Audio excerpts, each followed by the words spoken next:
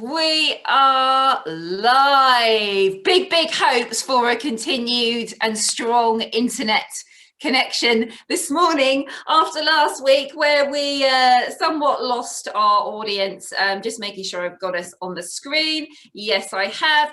Good morning, everybody. Huge welcome to Timely Live. Very excited to be here this morning. I have got a very exciting guest with me today. So a huge welcome to an extremely wonderful guest who I'm very excited to share a screen with again. She's recognisable industry-wise. Sam Pearce has been a strong force within the beauty world for many years. After founding the multi-award-winning potting spa shed, Sam dealt with her own challenging journey, inspiring her to launch a new and truly wonderful initiative for our industry, realizing the need to create a support network for our increasingly stressful career path, and inspired by her much loved dachshund, Low Ears, was formed. Now, Low Ears is providing salon and spa owners with the support they need to cope when suffering with mental health issues, as well as helping business owners identify the signs of burnout in their employees before it's too late. With other exciting opportunities on the horizon as well, which we will talk about, and with an honourable mention for all our work at this year's BABTAC Inspiring Beauty Awards, Sam has taken the time to join me today and talk about how she's helping to change the landscape of our industry. Welcome, Sam. Very good morning, Holly. I was thinking, who are you talking about? That sounds amazing. Very good morning. The sun's out. Amazing. And we're celebrating after last night's news. So this is a really positive day for everyone, isn't it? Absolutely. I'm sure everybody watching is feeling extremely excited. For those in England, of course, that are ready to open, raring to go next week and fling back the doors open of our much loved businesses. So it's an exciting week ahead, although I imagine everybody's going to be very busy over the next few days getting everything prepared and ready. Absolutely. Yeah. For very important time, actually. Probably we couldn't have timed this any better, Sam, for us to actually talk about what we're going to talk about today, because as we do prepare to reopen, it's so important that we start to address these other factors.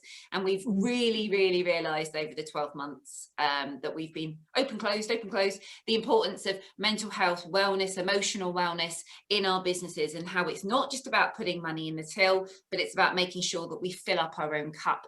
And you are probably the best person in industry to talk to us about this, because of the things that you've created in order to try and help support the industry going forward. So thank you for joining us today, and I'm really excited to hear everything that you have to say. I'm sure everybody else is as well. So let's just talk very briefly a little bit about your journey, Sam, and what's brought you to where you are here today. Thank you very much, Holly, and it's an absolute pleasure to be here today and to talk to everybody. So I've had a very interesting career. My background was in fashion. I did fashion design at Central St Martin's, and then I went to work for a marketing company called Lynn Franks. Apparently absolutely fabulous, was based on her, which would make complete sense. So I always had an eye for design, and I'm very keen in marketing. So I sort of came into the beauty industry from a different angle, and I sort of went in all guns blazing, very passionate, very ambitious, and won multiple awards. And in the month of June 2019, the Potting Shed won its 40th award, which was absolutely phenomenal. And in the same month, my business was sabotaged by a rogue employee. I don't want to dwell on it too much because I'm trying to focus on the positive for everyone. And actually, interestingly enough, a lot of what I do and a lot of what I talk about, this isn't unique to me. So I think this is a really interesting thing. Things do happen. You know, we have this idea about what our life looks like and what the landscape is, and things challenge us and things happen. And I think it's about sort of using what you know and recovering from that, in a sense that I wasn't going to let it beat me. So I thought I have a choice. You know, I use what I know, I use what I've experienced to be able to build something to make sure that if this happens to somebody else, that there's a resource available. So Low Ears was born. I find that sometimes communication when you are challenged with a mental health problem, or you're concerned about thoughts and things like that, that sometimes words can be too hard. So low ears is almost a demonstration that there's something not quite right. So my inspiration, as you said, was my sausage dog Martha. She was at home with me, and whilst I was recovering, and I could say to her, are you okay? You don't seem okay. Your ears seem quite low. And then I thought, well, that's actually quite an interesting sort of observation about how you are. She couldn't talk to me and tell me how she was feeling. She could only show me. So that's where the low ears name comes from. And really, it's a preventative tool, a preventative measure, so that you can monitor how somebody is without it feeling invasive. Based on education, everything else. So I use my experience to be able to communicate that there are resources out there available to you should things happen, which inevitably they do in business. Yeah, I think this is the thing, and exactly as you say, we sort of get caught up in the whole excitement and energy of it. I was very much the same as you, of course. Sam didn't come from a beauty background, came from a recruitment and marketing and sales background, and went into the spa all guns blazing. I'm going to open this great business, and boom, boom, boom, boom, boom. And sometimes that can leave us a little bit vulnerable, because maybe we just have these really exciting big goals and we don't maybe cover ourselves all the time. Now, I know from your own story that you experienced burnout. So for the sake of those watching who are going to be reopening soon and possibly taking on more clients than they should, or they're getting pushed and maybe pummeled by their clients a little bit to try and get their treatments in and get them back on track, what would be your advice? How can we recognize the signs of burnout? It's interesting. Yesterday, there was just this tsunami of positivity online on social media, and whilst I monitor my social media time, I actually felt a really strong sense that I had to post this message, and I posted it on my story, and it said, yes, we're excited, this is the news we've all wanted, but pace yourself. Go into it with it. If the last 12 months have taught us anything, it's about time. We've never as an industry had the time we have now, that we've had to be able to kind of do an audit of what your business life looks like. So whilst obviously people will be in the sort of recovery sense, so I'm recovering my client base, I'm recovering my revenue, I'm recovering, but actually that there has to be a controlled sense of approaching this, because if you give yourself away entirely in the beginning, then there's nothing left. So burnout is a recognized condition by the World Health Organization. I've just written a piece on its sister, which is called Burnout, which is the polar opposite. So burnout is really that place of where you reach that you can't, it's almost with depression, it's when you reach this point and it goes, something gives. And burnout is a sense where you've just reached the end of your tether, and it's very unique. People's response to burnout is very different. People can go very quiet, people can go very hyper. So it is, and I think that if you work with other people, we encourage this with the low ears training, is communicate what your burnout journey looks like. For me, I sing Lady Gaga songs repeatedly in my head. So when Lady Gaga, it's bizarre, but when that happens, I know that this is a sign to me that something's not quite right. I think my fear going forward is that people get to that stage so quickly. We're not in a race. You need to keep blinkered about what it is that your focus is. And essentially what you do is just take time. Time is critical. Absolutely. Absolutely. And I couldn't agree with you any more about that, Sam. I think there is this desire, isn't there, to fling open the doors and just go, right, I'm going to work from 6 a.m. until 10 p.m. and I'm going to work flat out for a month and I'm going to make loads of money and it's going to be wonderful. And actually what happens is you do it for 3 or 4 days and you're absolutely fried, and then you can't pace up again, and you become despondent and miserable and upset, and you fall out of love with your business. And this is overwhelm, and this is stress, and this is the impact we can have when we disconnect from it and we just look at it as a money machine and not as something we're emotionally connected to. Because our industry, and the irony is we've created these spaces to give that freedom to other people without acknowledging the effect it has on us, and that's something that I think is really important to talk about. Definitely. And more than anything, I think the word at the moment is boundaries, and getting comfortable with saying no. and giving yourself that time. And I think we've all seen how important it is for us to spend time with our family. Many of us have been at home full time with children, and they've gone back to school, and we're missing that. And then suddenly we're going to go back to work, and we might miss bedtime or school pickup, or those things that are really valuable to us. And this is the time now to implement those structures, and to make sure that we are protecting our own mental health as much as possible. Just so incredibly key. Absolutely, and I really feel that there are quite a lot of archaic sort of expectations within our industry that you have to work every weekend, you have to work through your lunch break, you have to work evenings. Actually, who decided that? Because we're not machines, we're human beings, we're not human doings. And I think it's really critical that you take, no is a full sentence. This is another thing, you know, and we will, because we are by nature intrinsically linked to want to heal and repair and fix other people, because that's who we are as people. However, if you're not whole, then you can't give any more of yourself away. So I think it's about saying no, putting boundaries in place, and communicating what the new is, whatever that looks like within your business, and communicate with each other. You know, if burnout is not exclusive to the manager, it's a universal thing to anyone working in business if you don't have boundaries and measures in place. So absolutely.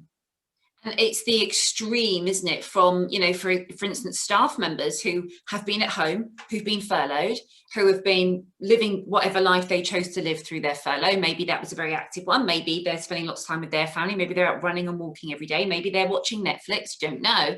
But to go from whatever that looks like to then a full diary where they're then sharing and emotionally looking after people and putting all their energy into something else, that is then hard work for them. And interestingly enough, interestingly enough, Holly, who's to say that their pandemic lockdown time wasn't burnout? Absolutely. Who's to say that they didn't go into that feeling that way to come out of it to go back? And I think that actually burnout for a lot of people in business, especially fast-paced businesses such as ours, burnout's the norm. Because people actually, that's how they're used to working. So it can be a massive shift. So sorry to interrupt. I just felt that. No. It's just such a valuable subject to talk about at the moment, isn't it? And to prepare people mentally when they go back to be strong and to protect themselves. And when we talk about that, you know, weekends and evenings and stuff, and that's always been how it's always been. That's partly, I guess, because traditionally our clients have worked a 9-to-5 job. Well, that's changing now. People are more working from home. People have more flexibility, and that will mean that people will find the time. If they want to come and get their hair done, they will find the time to come and get their hair done. And there's a shift now, and this is our opportunity, of course, to step into those shoes and to serve our clients at a slightly different level, in a more strong and emotionally stable way as well, in a way that works for us and suits us 100%. Yeah, and also what you've got to remember is that whether they came to see you in between, they have 12 months of stuff. You know, and my big question to everyone in our industry is who listens to the listeners? You know, what do you do with all that? So I think it's probably really important. And, you know, the muscle is a brain, you know, it's training your but physically, our jobs are very physical, we're very active. So prepare yourself in terms of going back, you know, get used to standing for a little bit longer, but also, you know, alignment and posture and all these things, because it's not just about your brain, it's about your whole physicality. We are a holistic way of thinking. You can't separate the two. And it's about understanding and teaching each other and learning how to listen differently, so that you're listening and then it's gone. And you are almost, one thing I do in a lot of my coaching and mentoring is I suggest that people script the day, script the time, so that you're not giving too much of yourself away. It's light and breezy, and you're not getting too involved and embroiled in other people's stuff, because it's too much, it's too hard. You know, therapists have therapists who have therapists. We're kind of there sort of in this environment, and the expectation, it's this unspoken agreement that I will pay you for a service, but I'll also get free counselling on the side. This has to change. Yeah, absolutely. It's like offload time, isn't it? And we're there and absorbing everything and maybe taking it on and trying to fix people at the same time, which is not our job, and we're not qualified to do that. We can fix bad hair and bad nails. We can't help people. We can just point them in the right direction, can't we? Unless we have the right knowledge. The chat's important. It's part of the service, but it's how far the chat goes, you know. Absolutely. Somebody in one of our communities made a very valuable point. She's reopened Hairdresser in Scotland, and she said, absolutely loved it. Wonderful day back in the salon this week, but my arms hurt because I haven't had my arms up blow drying and cutting for so long. Do some arm exercises to get your body back in motion. And this is the sorts of things that we're forgetting and maybe not considering. Yvette's watching, lovely, gorgeous, beautiful Yvette. She's saying scripting the day is a great idea, a little like visualization. Absolutely. Pacing how you want your day to look and keeping the conversation maybe away from the negative talk, you know, the things that have been happening over the last year. You know, do we all want to spend all day talking about that and rehashing it? Probably not.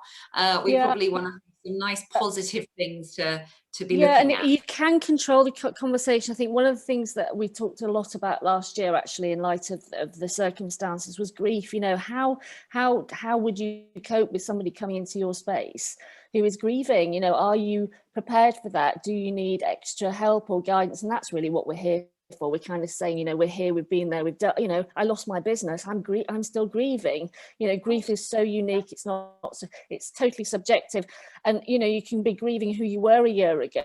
So it's about kind of understanding that you've been through this journey, and all these people that you welcome into your space. And I talked about this when I had the potting shed, but it's a bit like a theatre. You know, you welcome someone in, it's all kind of choreographed, it's all sort of seamless from the front, and underneath you're all like this. But essentially it is about you controlling your space, because you've made that kind of, the understanding is that you will provide a service, but control it so that you're in a healthy place. I'm really championing that. When we had you on our podcast, Sam, which was fabulous, by the way, you talked about the understanding the control that you can have within your own world versus the control outside of that. Actually really resonated with me. Would you mind sharing that really valuable tip again? Yes, of course. Yeah. So in terms of the difficulty that we've had over the last 12 months as human beings is we've lost control. So we panic and we go into all these sort of fight or flight reactions to it. And essentially, if the only piece of advice I can give anyone is look at what you can and what you can't control. So you as a person, I do the circle analogy. So you are this circle, and you can control that you're picking up a pen, having a drink, having a conversation. All the external stuff, which is literally outside to the bigger circle, is anything that isn't directly impacting you. So the news, social media, a pandemic, you know, fear, all these things. If you can kind of be really brave and think, do you know what, I'm just going to focus on this and me and what I can control, then the external stuff doesn't seem as big and scary. So if you're going to wake up in the morning and think about a global pandemic and there's a new strain coming, and what's going to happen, and we're going to close down again, and I'm listening to all this narrative that you've created is constantly running, and it just sort of governs your entire outlook. So be really brave, shut all that out, write it down, put it in the freezer. I'm a great fan, I do this in the low ears training. Anything that's causing you trauma, write it down and freeze it. I love that. Put it on a piece of paper and put it in the freezer. It's ace. Yeah. Absolutely. Amazing. Yeah. Tell us a little bit more about the training that you do, Sam, because I think a lot of people would be interested to hear more about this. So when I had my wobble, we'll call it a wobble now, I really wanted to look at how I'd reacted to the situation and how my response was. And I'd felt for a very long time that there's this unspoken agreement within the beauty industry that we are unqualified psychologists that give out advice that we're really probably not supposed to be doing. So I trained as a mental health first aid train the trainer with Mental Health First Aid England. And as I sat there on this really intensive course, it was phenomenal. All the things that I wanted were missing. So I thought, right, okay, I need to make this bespoke to our industry, because it is a specialism. The people that work in our industry are superheroes. They're phenomenal people, men and women with skills and talent. But then I worry because they're a little vulnerable, you see. So what I wanted to do was look at posture and look at how we sit and how we talk and how we communicate and how we decipher what we're being told and what do we do with it. So I took the skeleton of the Mental Health First Aid England course and then I bespoked it to our industry. So it's got a lot of information about learning how to listen differently. It's got information about boundaries, protection methods. So there's a lot of specific detail that 25 years of living and breathing both the salon and the spa industry, I've kind of collated and put it in our course. So it's been amazing. We also do a really, really explicit onboarding process because I think it's important that we're matched well. You know, we've got to make sure that you're okay and that we're not going to be triggering lots of things, but then that's part of the healing process. We do our bark flower remedies, no pun intended, every pun intended, which is the flower essence emotional support. So you've got a little kit that we send you. So it's a really positive experience and the results have been quite something. I'm delighted about it. You've said some people have totally transformed their life from going through this course with you. And I'm sure we can get the link shared in here as well, just to show everybody how that works. Just wanted to mention some of the comments here. Yvette, who is one of our clients, who's just the most wonderful kind lady. You would adore her. Hello, she's just started doing meditation and everything, and she's amazing. And just to reference your analogy about being a theatre, she said, and just like an actor, you need to come up for air, meditate, get outside, exercise and sleep. Breathing is number one, and slow down. Absolutely. And you know, we all can acknowledge how important we have all seen wellness is over the last year. And I think for so many of us, it was just oh yeah, it's just a bit of a buzzword, and I don't really get meditation, I don't really get breathing and or any of that. But you know, some people are interested in it. It's not really my thing. I'm just doing my business. You know, I think we've now started to see the sheer power that comes with acknowledging all these things and making space for it. Holly, the thing that I struggled with all last year was that we were invisible as an industry. We were all sort of hello, do you know who we are? And then we get recognised. Not sure what that actually looks like yet. And I'm thinking the value, you're underestimating the value of what we do. The human interaction is vital for people's survival. But it's about respect. We need to be respected as an industry, and we are, you know, if you can have a holistic approach. I mean, I am a fully qualified mindfulness teacher and so unmindful, I can't even tell you, but I get it, and I try really hard and think, right, I'm going to be so mindful, and then my narrative takes over, and I've got all my lines and things, and I'm such a great believer in affirmations and manifestation, and without question, my wobble time that I had, I know that my thought pattern and everything else was just creating this trauma that I just couldn't, you know, trauma. And this is an interesting one that I talk about in the low ears training. Anxiety is basically an alarm that's within the body. So if you're holding anxiety within your body, and if you're in a physical massage job, can you imagine what you're working with? So people hold anxiety in their body as an alarm, and the only way you can process it is to actually metabolize it. And one of the things that I'm working on at the moment is I'm trying to think of a strap line for it, sort of 1 in 10 or 10, but it's basically, there's a decade of delay with mental health, Holly. So the question the question I'd ask you is, do you think that our services are actually plugging the gap within mental health? So it's 10 years between thinking, I think there might be something, to getting help, 10 years. So are we as an industry plugging that gap, because you're doing the chat and you're coming in and you're sort of half addressing it because it's ultimately people want to talk? They do. And I think some people are maybe scared of that conversation. As a salon owner or a therapist, we think, well, I'm not qualified to answer this question. I don't know how to help them. Therefore, I'm not going to address this. And of course, the lovely Tom Chaplin was on with us as well recently. And, you know, we had this similar discussion. He's a fabulous guy in what he's created. And I know you two are linking up as well. And, you know, that the whole fear around, I don't want to open these doors because I don't know how to help this person. And if I acknowledge what they're saying, it becomes my responsibility.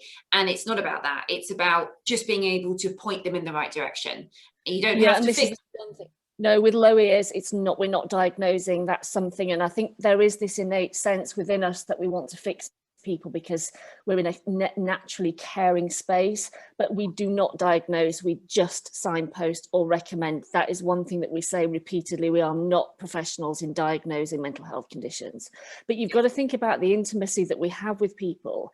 You know, if somebody is expressing themselves, their mental health through self-harm, you know, you have access to their physicality. So what do you do with that information? If you notice something on somebody's physical body, you know, what do? Do you just let it go? Because then there's all that, what I should have done something thing. So it really is very complicated, and it just hasn't been addressed until now. So be really brave about thinking, okay, we're going to talk about this in our business, and we're going to get the skills in place so that we know what we're doing and that we're safeguarded, because you need to know what's right and what's wrong and how much is enough. You know, that's the really fine line. Yeah, absolutely. And knowing how to approach things sensitively as well, because of course, I think again, fear, I'm going to say the wrong thing, I'm going to make them feel worse, I'm going to not be able to help them, and I'm going to trigger something. And that's all so key, isn't it? I mean, your training that you've put together sounds incredible. I know you and I have spoken about me sitting through the training, which I'm going to be doing 100%, because I think it just sounds absolutely wonderful. You've also created something else as well that sounds really lovely. You're a Fermi App. Let's talk about that, because this is just the loveliest thing. I'm literally, it's basically everything I needed as a marketeer that I've just sort of got round to creating. So really what we've done is and I'm working with this guy who is just phenomenal. You know, when you have the most ridiculous ideas and somebody usually goes, Sam, are you drinking? Seriously? And he goes, no, we'll try it, you know. So in a nutshell, I am a great believer in affirmations and positive thinking. And in terms of brain, your brain does what you tell it. So tell it the good things. You know, I know that I went down the rabbit hole of having a terrible life-changing incident happen and then attracting more of the stuff, because that's where my brain was. So what we've done is we've created a Fermi. Obviously there's a nod to dog, so it's not, people keep going, you spelt it wrong. I'm going, no, it's meant to be fur. It's meant to have the FUR in it. So essentially what we've done is we've created a product that allows you to market what it is that you do with an affirmation. So we've got, it's like a deck of cards, like a traditional tarot, but we don't really like tarot. So you can, every day you can take a screenshot and it tells you exactly what your message is for the day. Obviously, if you can repeat that, then you've got it working better for you. It also allows you to put your brand messages and your ethos behind it, so that, you know, people know who you are, or your own branding. But it also has a link to your website or a booking opportunity, so you can make an appointment. So what we're doing is we're allowing you to communicate who you are when you're not working, because it fits on your phone like a little app. And what it does is it communicates when you're closed, but also with a wonderful intention behind it. So the subconscious, your client base, is always being reminded of how amazing you are, because the intention of what you're communicating to them is so positive. So I'm chuffed to bits. I'm so excited about it. I love it. It's just so full of heart and soul, isn't it? And excitement. I hope so. And it's just bringing that back into our industry now. And, you know, we all have the power to create our businesses in whatever format we want. And if we can infuse them with love and energy and positivity, it's going to have such a powerful impact on our client base, but also on ourselves, and just making sure that we keep those boundaries in place, that we protect ourselves, that we cover ourselves, and we make sure that we are strong enough to look after our businesses properly, and also still to have enough left in the tank for our families and our wellness and our exercise and our healthy eating, because it's all encompassing. It's not just about the business operatives, it is everything, isn't it? And remembering where you come in the pecking order, you know, you can come first, you know, you are enough. You know, I've just created a very sweary one, where I won't tell you what it's called, but a very sweary, because I think, you know, sometimes that's what you need. You need to take the humour. I think humour is absolutely critical. And this year, the last 12 months has been really serious. So it's about embracing your power, you know, and having the best life. You deserve it, you know. Absolutely. Such powerful words from you this morning, Sam. Check out Sam's Lois training as a salon owner or a business owner. Incredibly powerful, will help you to totally change how you see people, how you treat people, how you communicate with people, and just understand certain signs and triggers that will help you in your business. Thank you so much, Sam, for joining us today, and thank you for the audience for coming along and getting involved as well. We've had lots of lovely positive comments from people, and Timely has very kindly popped your contact details as well into the comments. So loishelp@gmail.com, and I know Sam can help you on the journey even further. So a quick reminder, of course, before next week, guys, make sure you're getting comfortable with saying no, work out your boundaries and stick with them. The way you open next week is the way your business will continue. So make sure you pop in place how you foresee it moving forward now, so you can get out still and enjoy the sunshine and enjoy the family, because we've got some lovely weather on its way. Sam, thank you so much for joining us today. From me and Timely, we really appreciate you being here, and everybody in the audience, thank you so much for joining us this morning and spending your Tuesday with us. We're very, very excited about the next 6 days of preparation that you have ahead of you, ready to reopen. Take care, everyone.